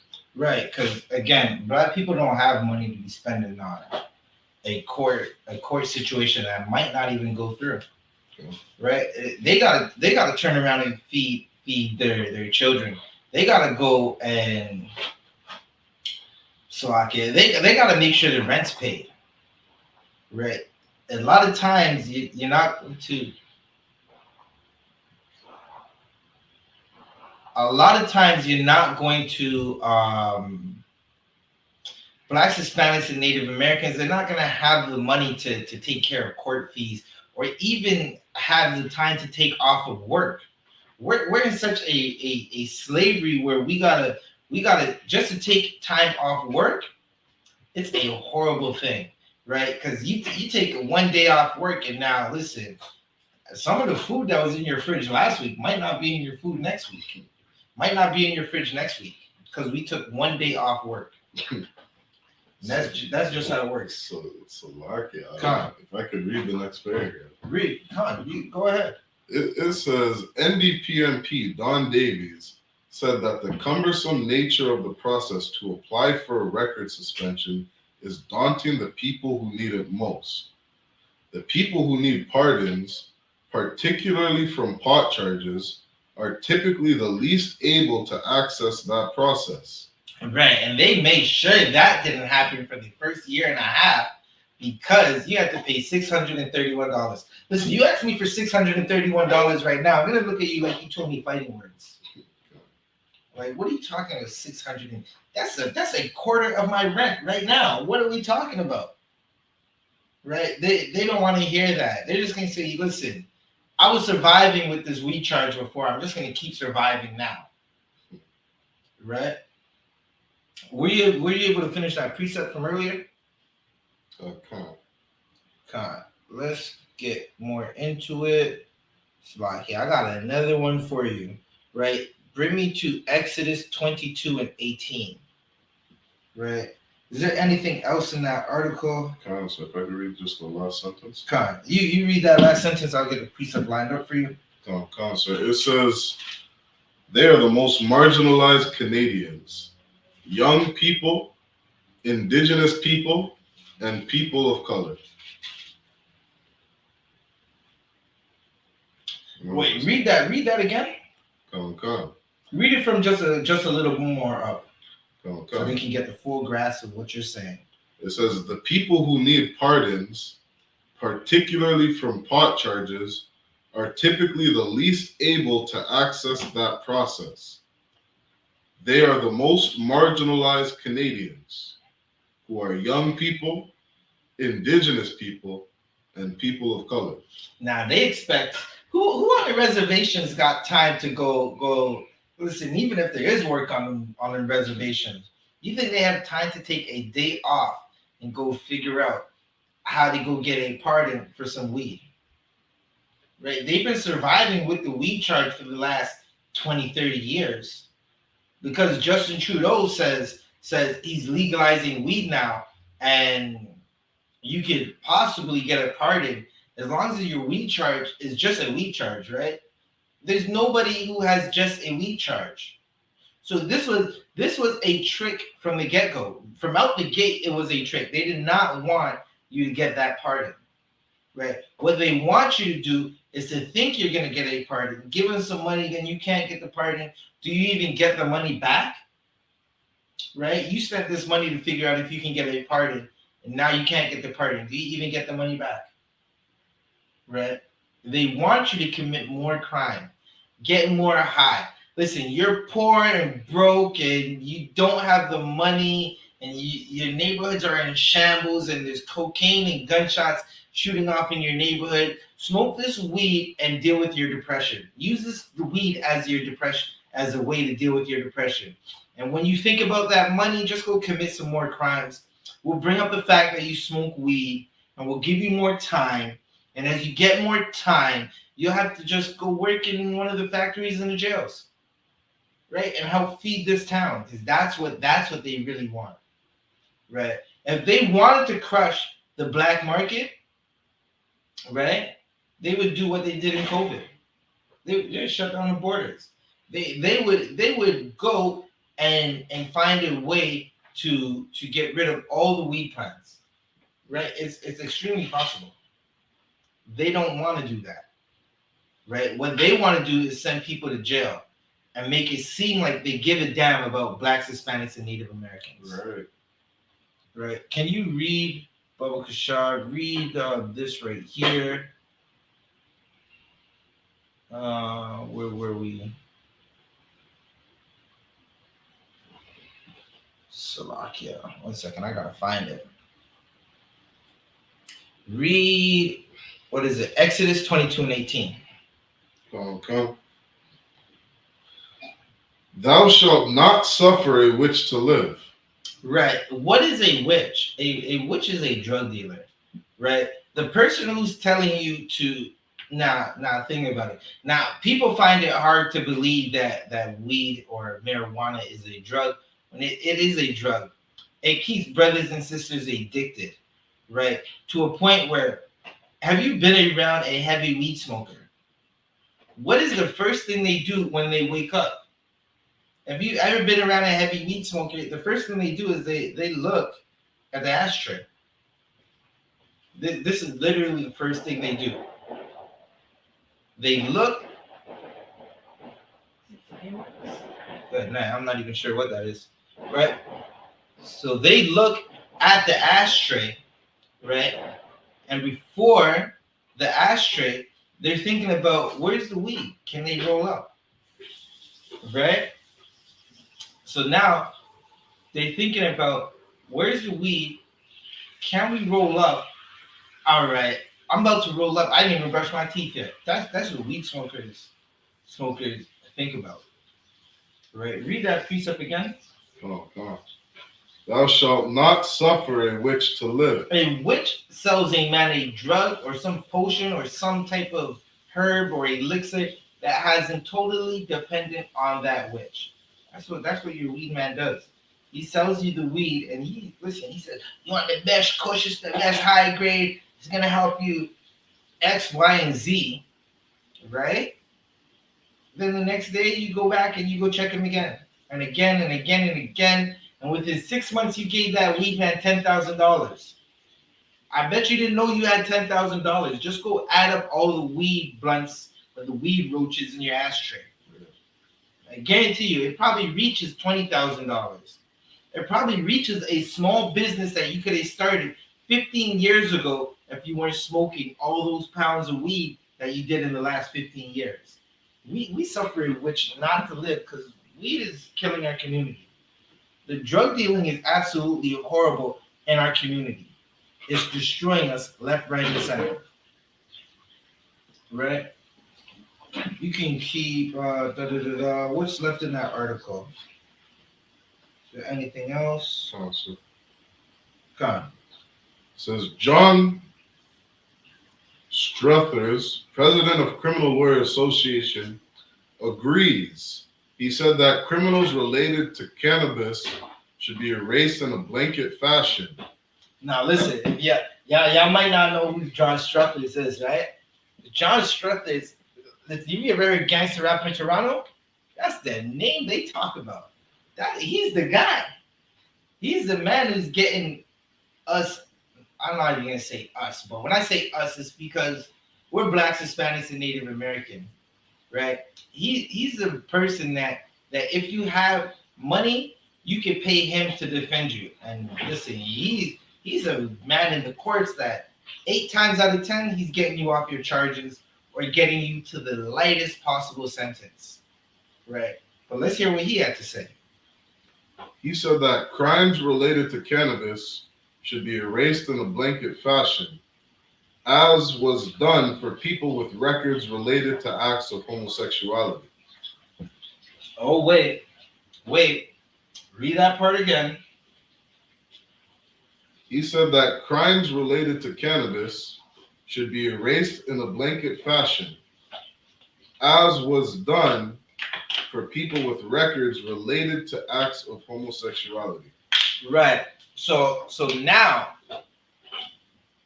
the gay community, they were able to get their record erased. When people said that being gay is a crime, they were able to get their records erased. According to our God and the laws of our power, being gay is a crime. It's an abomination. just like smoking weed. That's why a captain, right?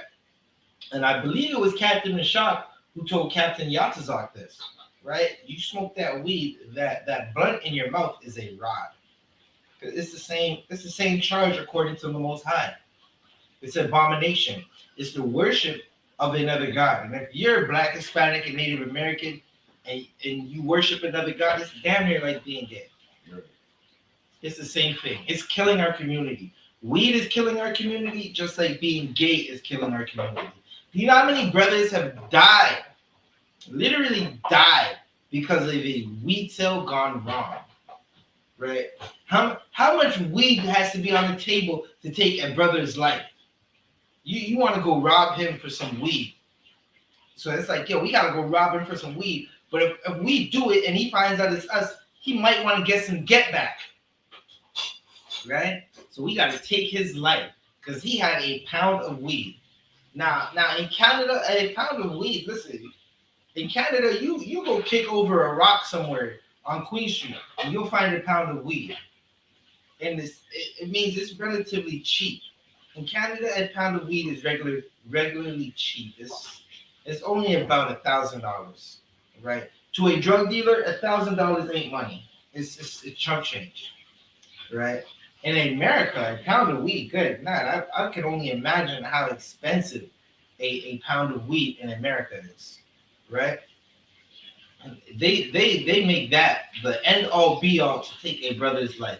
So many brothers have died at the hand of other brothers over weed. And if it wasn't weed, so many brothers have died, right? Literally died because a police officer smelled weed in the car. Right. So many police officers go up to brothers and say, listen, I smell weed in the car. And you're like, I don't even smoke. Right. But they use that weed as the way to enter into your car. The way to pull you out of your car so they could turn around and say, listen, we have probable cause to pull him out of this car and harass him. Right. Officer Shaiwan, Bokasha. There's another article I want you to read. It's the Toronto Star. Okay, come. I got it right here. Right, the Toronto Star. Okay, good night. 1 second. Toronto Star article. Right, were we done with that precept? Come. All right, get me Exodus. We read Exodus 22 and 18. That's what we read. Okay, I gotta find this other article, this other precept, right? But for now, you could read this article right here.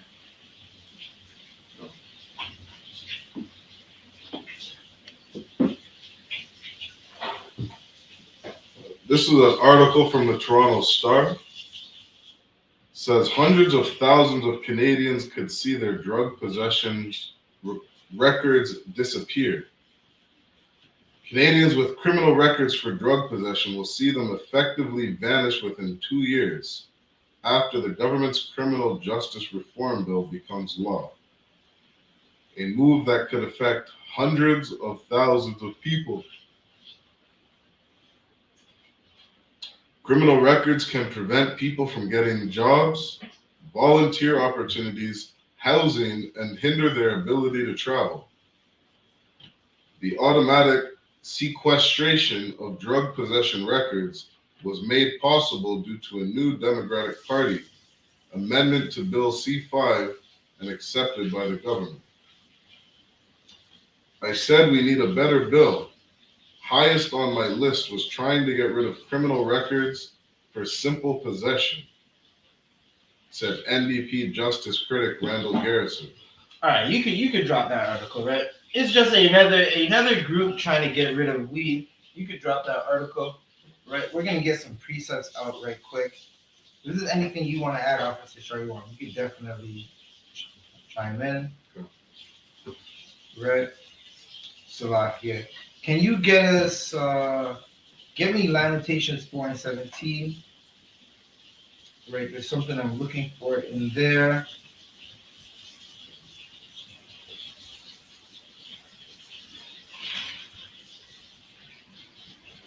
We're gonna find something else.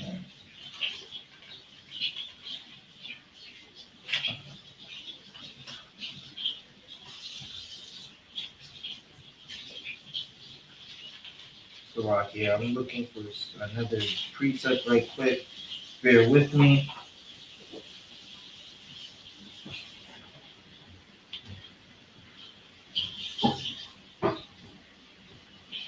What do you got in Lamentations 4 and 17?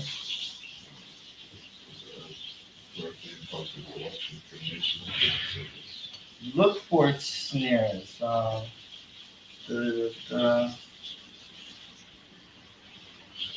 Look in there if you see snares.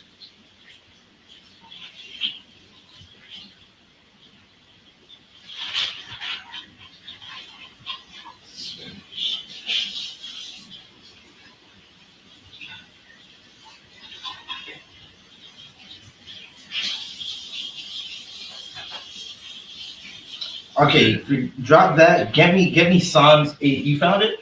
You found something? No, drop that. Get me Psalms 91 and 3.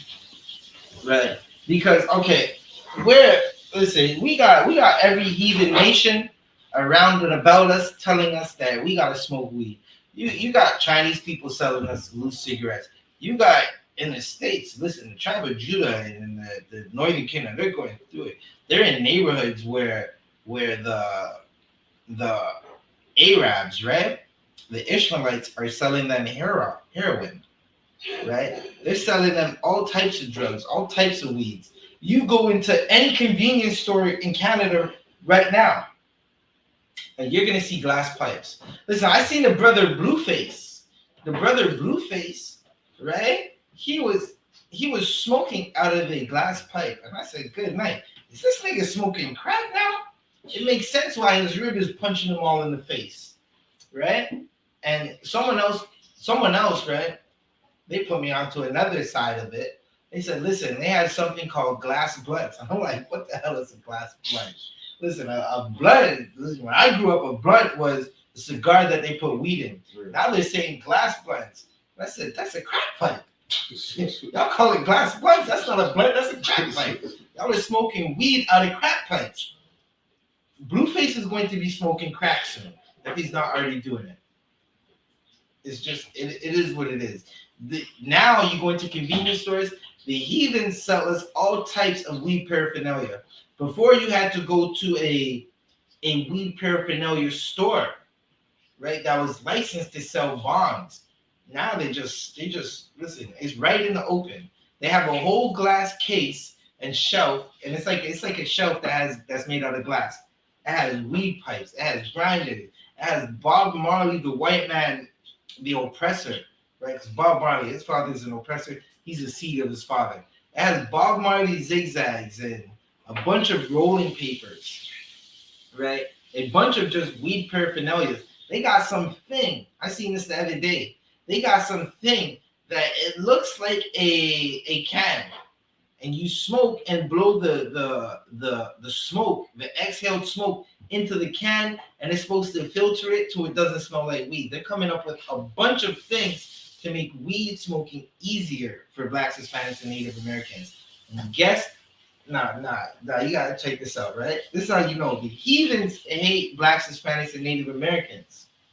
Where do you think the weed all the smoking paraphernalia is above? Sure, you want. You can take a guess. Right? Someone in the chat, whoever's in the chat, you can write in. Where do you think they place the weed smoking paraphernalia in these convenience stores? Right? I'll just show you one. While I wait for that answer, you can keep reading that. What we had? Come. It's book of Psalms, chapter 91 and verse 3. Surely he shall deliver thee from the snare of the fowler. Right. Listen, we're gonna be delivered from these traps. The snares are traps, right? The Most High is going to deliver us from these traps, and that's why the I.S.U.P.K is here right now. The I.S.U.P.K under Commanding General YAHANNA is here to get Blacks, Hispanics, and Native Americans off of marijuana. You don't have to smoke weed no more. You don't have to worry about. Listen, come home. right? You left out of here and out of Jerusalem and turned away from your God, and decades later, centuries later, a lifetime of slavery later, Right. you're being woken up again. It's time to come home, right? So the Most High can free you out of the traps that the oppressor sets. Marijuana in your community, marijuana on every corner, every dispensary, right, is a trap. Snoop Dogg rapping in music videos from these record labels who are run by predominantly Jewish people, right? Kanye was onto something. It's just Kanye again, he a young man. Kanye should be in the trooper program, right? It should be young man Ye. Salakia. Until you get yourself a name, right? Listen, he just don't know what to say. That's why we teach troopers not to. Troopers don't teach. I remember when I was a trooper, I called a bar. Yeah, so I was talking to a brother. He was telling me about something, and I was trying to teach him. And I was Salakia, you're not supposed to teach. I'm just like, Khan, I understand now. You're not supposed to teach. Now listen, let's just get back into it. Let's continue reading. Come. And from the noisome pestilence. Right, the Most High, He's gonna save us. Listen, you get diseases from smoking weed. Right, cancer attacks your lungs. Right, now listen, they used to say you lose brain cells, and I used to be like, how do you lose brain cells? How do they even know you're losing brain cells? But have you ever listened to the people who smoke weed? The people who smoke weed, you know a famous argument from someone who smokes weed? Right? Before that, right? I had asked a question. Right? For time's sake, I'm going to give you the answer. The weed paraphernalia is right next to the chocolate bars and the Skittles and the Starburst candy and the gummy worms. Who looks at gummy worms, Starburst, and chocolate when they go into a store? Right? Who looks at that? Children do. The children look at the Starburst and the gummy worms and the Skittles and the bags of chips and the chocolate. They see "Oh Henry," and then they look, "Oh, it's a bomb." Right. And now they're wondering, what the hell is that? As they get older, they know that's a bomb now. If they get in high school, listen, they get in grade 6, they know it's a bomb now. Yeah. They've been programmed to want chocolate and bongs and weed. All right? You can keep reading. Verse 4. He shall cover thee with his feathers, and under his wings shalt thou trust. His truth shall be thy shield and buckler. Verse 5. You could drop that, right? The most High is going to save us. The truth of the Bible that we're blacks, Hispanics, and Native Americans, and we're not supposed to worship another God. We're not supposed to worship whatever the heathens want us to do and worship, is going to save us. That's going to be our shield. That's going to be our protection. You don't want lung cancer? Stop smoking. You don't want to go to jail for selling drugs? Stop selling drugs. Get into the school, right? So, okay, I got one more precept that I wanted to bring out. Let me find it. Let me find it right quick.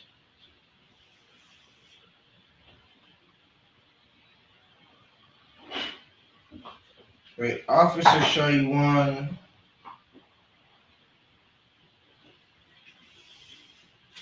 You can get me Proverbs. Give me Proverbs 1:7, Baba Kashan. Okay.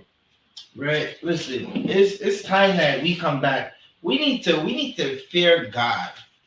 We need to know that the fear of God is what our protection is. Our salvation comes from fearing God, from keeping His law, statutes, and commandments, from getting in class, from learning that, listen, we don't smoke weed no more. That's not what we're doing. So we're not going to do it. Right? You got it. You can read it whenever you got it. Come. It's the book of Proverbs, chapter 1 and verse 7. The fear of the Lord is the beginning of knowledge, but fools despise wisdom and instruction. Right. Listen, the fear of God. Officer Shaywan, I need you to read that one more time. That was so heavy. That thing was just flowing. Listen, those are bars. You hear the battle rappers? They're like bars. That was bars. Let's go. Let's get it. Read that one more time. Verse 7. The fear of the Lord is the beginning of knowledge. Oh, you don't fear the weed smoke. You better fear that weed smoke. You better fear the Most High. Listen, all right, I'm gonna touch on something that I really don't speak about, right? I don't speak about all my friends who've passed away that I hope they rise again, right? I had a brother, like this brother was my dog, like that was my homie. Like we didn't chill every day, but we used to go to the community center, and whenever we chilled, it was just like, yeah. At that point, he was doing something different with his life, and I was in the streets, right? I kept my street shit away from this brother. But we get on that basketball court, and he had to be on my team because he could jump off a vertical, meaning both feet off the ground. He just jumps straight into the air, and his head goes above the rim. And he was, listen, I might be about 5'8", maybe 5'7". This brother was an inch shorter than me, and he could tear through that gym. He could fly, right? One day he went out to walk his dog in the neighborhood. And as he walked his dog, he didn't have any weed. And he went to go to the local weed man in our neighborhood, who's also one of our he was a pair for like he was the same age as us, right? He went to go check that brother for some weed. The brother was murdered. Some cowards came up and just shot him while he walked his dog. Even though he had nothing to do with nothing, they didn't know him, right? Them same cowards were so high because they were smoking, right? One of them, Salakia, it gets real deep, right? But one of them peed, and that's how the police were able to break the case. One of them peed outside of the crime scene because they were high, right? Weed kills. If you don't know that, you do now. Weed kills. It's been killing blacks, Hispanics, and Native Americans forever. All these kids that you see running around shooting up the cities and stuff, they be smoking weed, right? You can keep reading. But fools despise wisdom and instruction. Let me get it one more time. The fear of the Lord is the beginning of knowledge. The fear of the Lord is the beginning of knowledge, right? The knowledge of knowing that listen, you fear the Lord because the law was given to the Israelites, only to the Israelites. You fear the Lord because you know you're an Israelite and you got to keep his law, statutes, and commandments, right? Listen, you don't do that. You might die in the world. The world is a horrible place to die in, right? You want to die in the truth. If you got to pass away or you give up the ghost, you want to do it while you're in the truth, while you're keeping the law, statutes, and commandments. So if you do have to come back, right, you come back in a perfect body. A body that has no sins, a body that doesn't have to pay for the crimes of this past life, right? The fear of the Lord is the beginning of knowledge. Again, the fear, knowing that the Most High is going to kill you for your crimes, is the beginning of knowledge, right? Keep reading. Read that one more time. The fear of the Lord is the beginning of knowledge.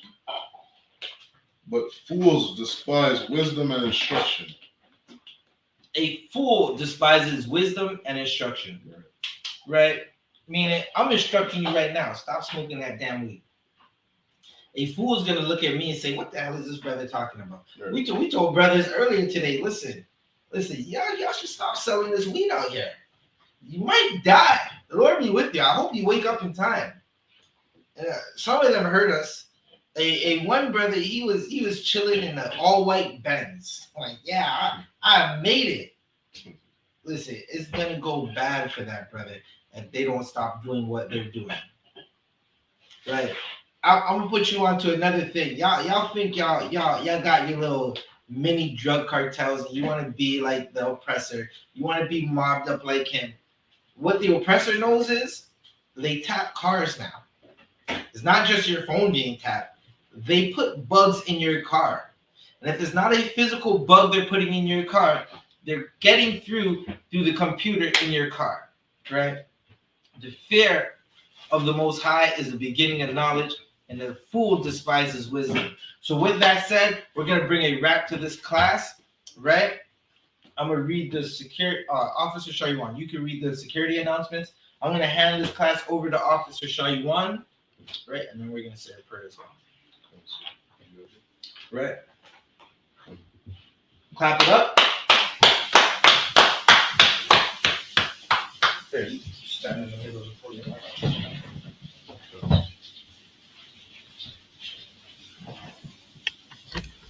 These are the I.S.U.P.K security announcements. We are the I.S.U.P.K, started out of 1 West, 125th Street, Harlem, New York. Rule for new brothers and sisters. When a new brother or sister comes into the school, they are off limits for 6 months. They are to be saluted only. They are here to shed themselves of the world. They need transportation, the teacher will arrange it. After 6 months, if a brother or sister has an interest in a particular person, he or she must get permission from the head to speak to a brother or sister. There is another 6 months in which the brother and sister will court each other. After this 6-month period, the brother and sister will get permission from the head to marry. Tithes, which is a commandment. You can find it in Numbers 18, verse 21, and Malachi chapter 3, verses 8 to 10. Ma'ashra means tenth in the Hebrew. 10% of every penny of any increase the Lord gives you, give to the treasury department or teacher. Priest fund, free will offering for priests, not mandatory. Whatsoever amount you would like. Upcoming holy convocations.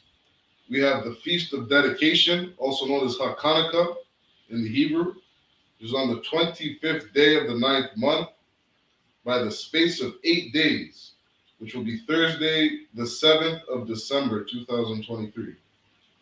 You can read about it in the book of 1 Maccabees, chapter 4, verses 52 to verse 61. The prayer for If any brother wants to be a trooper in the school, start wearing all black boots, shirts, pants, headband, and scarf. With that said, men of Israel, I.M.A.D.I.U.M, men of Israel and Akwathian, I.M.A.D.I.U.M, which means stand, Sarpan Yahakudam, which means turn and face the east. We're going to say a prayer. Just keep going.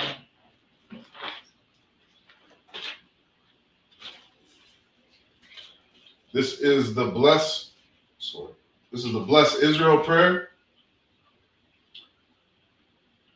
First, we're going to read it in the Hebrew. Yahweh, Ba'ashem, Ba'ashem, Yahushai, Yahushai, Barak Lanawa, Barak Lanawa, Wayasharal, Wayashawa, Waha, Waha, Baya, Sapari, Sapari, Barak, Barak, Rapah, Rapah, Magan, Magun, Hagan, Hagun, Lawyer, Lawyer, Ba'ashem Yahushai, Ba'ashem Yahushai, Tawada Aman. Tawada Aman. What we said in the English, Lord, in the name of Yahushai, Lord, in the name of Yahushai, bless us and Israel and the school, bless, heal, shield, protect, lawyer, in the